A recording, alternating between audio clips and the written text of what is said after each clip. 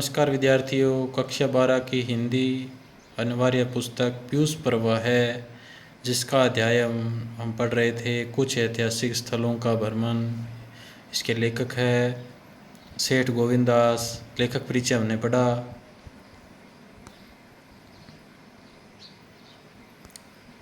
सेठ गोविंददास का जन्म 1896 और मृत्यु 1974 को हुई। ठीक है। और भारत के स्वतंत्रता सेनानी और हिंदी के साहित्यकार भी हैं। पद्म विभूषण इन्हें मिला 1961 को। ठीक है। इनके नाटक, एकांकी, उपन्यास है प्रमुख। जो नाटक प्रकाश, कर्तव्य और नवरस, एकांकी सप्तरश्मि, एकादशी, पंचभूत और चतुष्पथ। और उपन्यास है इसके चंपावती, कृष्णलता, सोमलता। पाठ परिचय हमने पढ़ लिया और कुछ हमने पाठ भी पढ़ा। आगे हम पढ़ेंगे।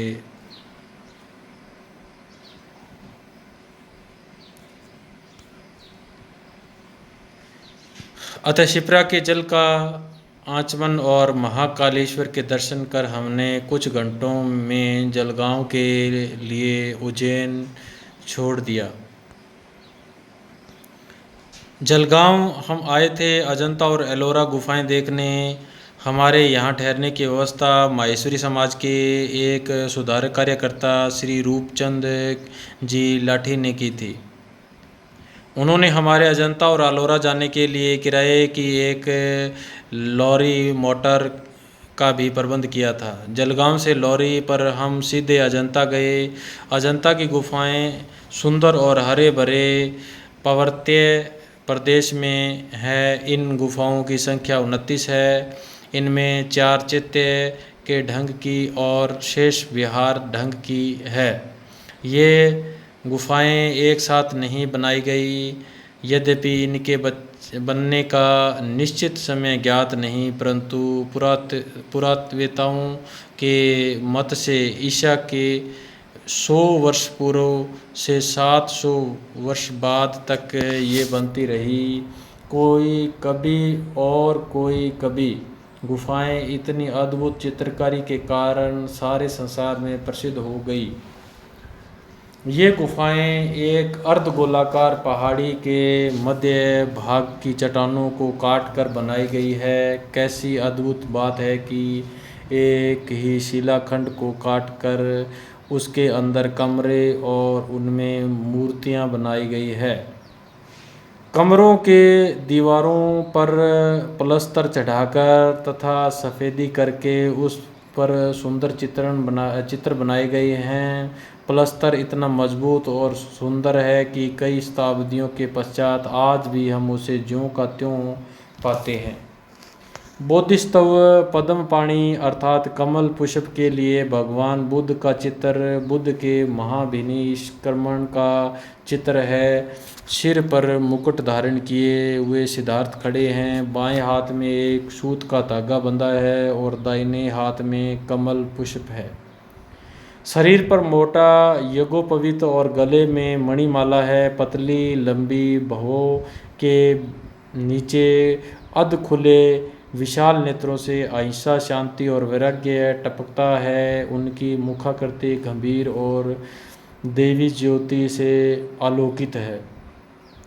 कैसा मनोहर रूप, कैसे ढले हुए सारे अंग प्रत्यंग और अवयव, कैसी चित्रकारी। घंटों चित्र की ओर देखते रहिए, आंखें और मन तृप्त न होंगे।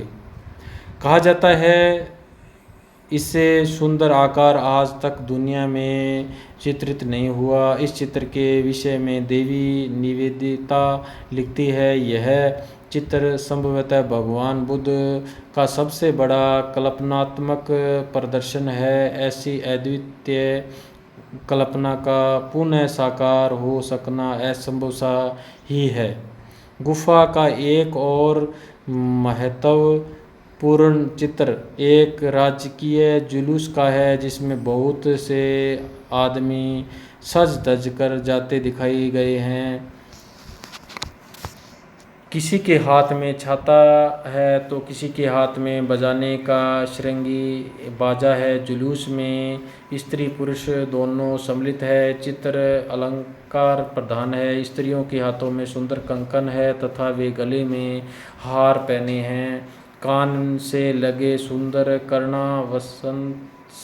वस्तंस भी लटक रहे हैं। स्त्रियों की कमर लचीली और पतली है।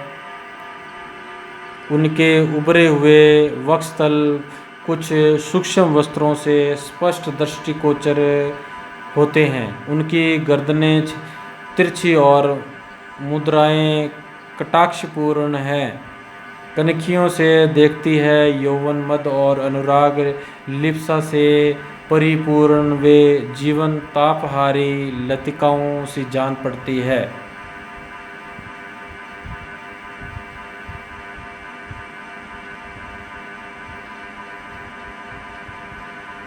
अजंता की चित्रकला में स्वाभाविकता है, जीवन है, सादगी है, साम्य है, औचित्य है और सौंदर्य भावना है। कुरुचि का अथवा विविधता का लेश मात्र उनमें नहीं है। सबसे बड़ी बात तो यह है कि अजंता के चित्रों में अंकित व्यक्तियों में चाहे वह धनाढ्य है, भूपति है अथवा निर्धन गृहस्थ है, चाहे पुरुष है अथवा स्त्रियां हैं, उन सब में जीवन के प्रति आनंद भावना है। उनके हृदय में जीवन के प्रति एक सुखमयी लिप्सा है जिसे सभी कला मर्मज्ञों ने स्वीकार किया है। यही कारण है कि अजंता के चित्र संसार भर में अद्वितीय है। आगे बढ़ेंगे बच्चों अगली वीडियो में। तब तक के लिए धन्यवाद। जय हिंद, जय भारत।